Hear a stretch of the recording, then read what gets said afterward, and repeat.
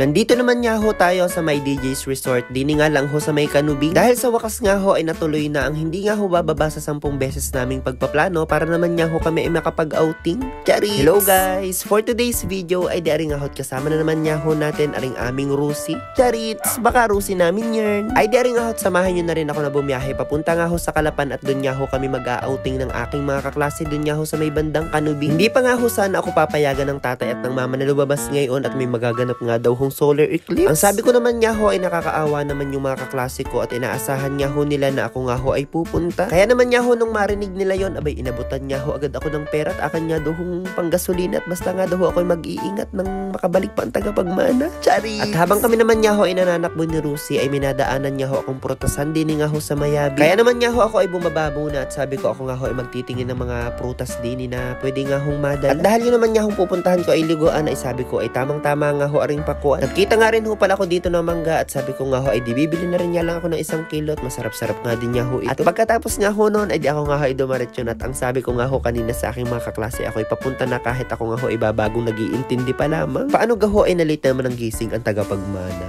Chari! At syempre sa bilis naman nga ho ng ating Rusi ay di nakarating na nga ho agad tayo dito sa may DJ's Resort. Nakita ko pa nga ho dyan ang mga kaklase ko at sila nga daw ho ay naghahanap ng mabibilhan ng hotdog. At pagkatapos ko naman nga hong i-park ang ating Rusi ay di aring nga ho nagbayad na ako dito. Bale ang entrance fee nga po pala dito ay nagkakahalaga lamang ng 50 pesos para nga ho sa adult at 40 pesos para naman nga ho sa mga bata. Napakamura nga lang ho at tamang-tama ari sa mga kagaya nga ho naming mga estudyante pa lamang. Chari! Mabuti na nga lang ho at kahit ako'y medyo tinanghali na dating din ay di hindi pa nga ho sila nakakaumpisa na magluto ng aming kakainin. Ay di kahit papaano nga ho ay makakatulong pa tayo din at nakakahiya din naman nga ho na dadating lang tayo sabay kain. Abay wag naman gayon.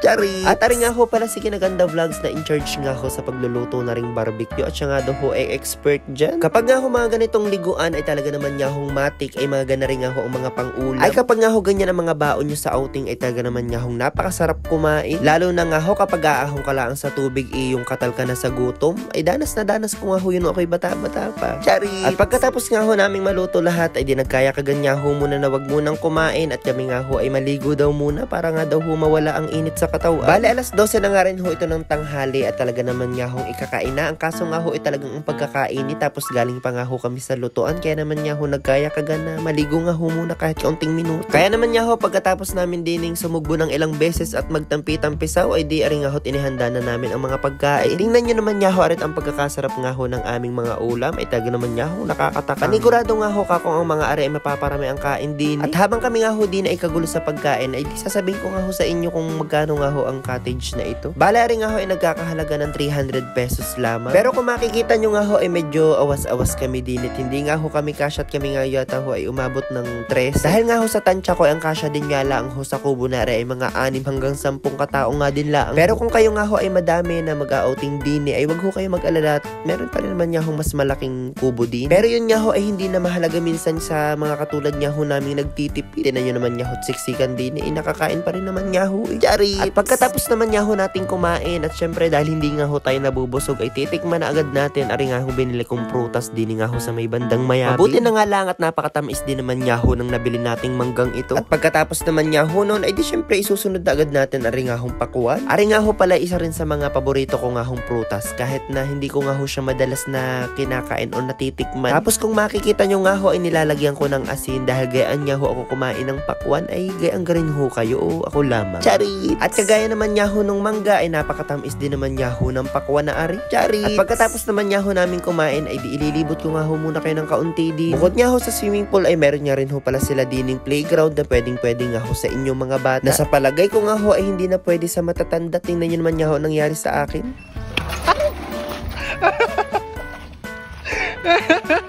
Kita ba sa video? Ay pagkakita ko nga rin ho sa aking braso ay kita ko nga ho ay nagkagasgas nga rin nga ho kahit papaano. Chari! Kaya naman nga ho pagkatapos niyan sabi ko din sa aking kaibigan ay pumunta na nga lang ho kami din sa aming cottage at yakagin na nga lang ho aring mga kaklase ko na kami nga ho ay magliguan na.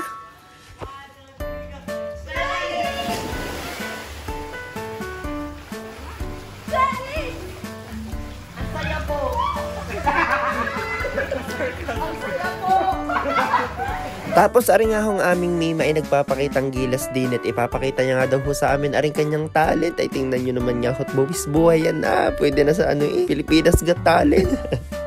Charit. Ano ba itong mga tao na to? Umuista! Sobrang laki mo! Baliyan na ito! Agawin nyo na! Sibong ka lang ang vlog! Boom, boom, boom! Di na natapos yan, guys! At karamihan din nga ho pala ng mga kasama ko din ay first time din nga ho nakarating sa resort na aret. Ang isa nga ho sa mga nagustuhan nila at nagustuhan ko rin naman nga ho ay di ari nga ho may bubong nga ho ang swimming pool. Ay di ka nga man din nga ho iiwas sa pangingitim at hindi sayang nga ho ang Kojic. Charis. Alam nyo gaho na ang outing na ara ay talagang pinakasulit-sulit na namin at hindi nga ho namin alam kung kailan nga ho ari masusundan. Dahil kagaya nga ho ng sinasabi ko sa inyo ay ari ho ay matagal na namin na pagplanuhan, mga ilang buwan na nga ho. Ang kaso nga lang ho hindi talaga matuloy-tuloy kahit anong gawin. Charis. Kaya naman nga ho nung nabalitaan ko na mag-holiday ay sabi ko nga ho sa kanila ay magandang pagkakataon na nga ho ito para magliguan. Lalo pa nga ho at kakatapos pa rin laang ng aming midterm ay di kang ho kay tamang-tama rin na mag-celebrate kahit nga ho ang ilang score namin ay medyo tagilid. Aking score lang pala. Charis. Pero biro din naman niya ho, ay napakahirap din naman niya ho ng college. Hindi naman niya ho puro hirap, pero may pagkakataon niya ho na talaga namang nagsasabay-sabay ang amin niya hong mga dapat niya hong ipasa na activities. Ay talaga naman niya hong ramdam na ramdam namin ang college ngayon. Kaya naman niya ho, kahit meron pa kami mga pending na activities at exam nga ho, ay sabi ko ay isingit muna natin ng isang araw na outing para naman niya ho makapag-relax. Hindi naman niya ho siguro masama yun dahil saksi naman niya ho kaming lahat kung gaano sila karesponsable pagdating nga ho sa pag-aaral. Sana all.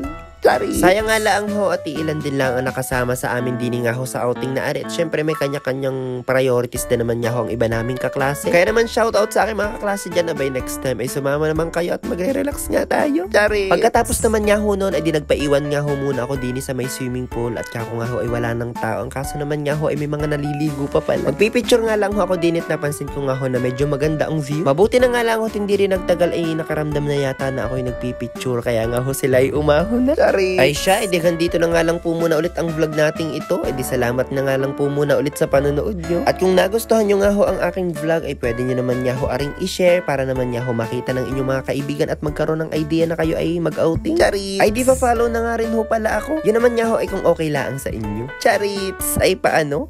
Ay di sa isang araw na lang po ulit ha. Harurut!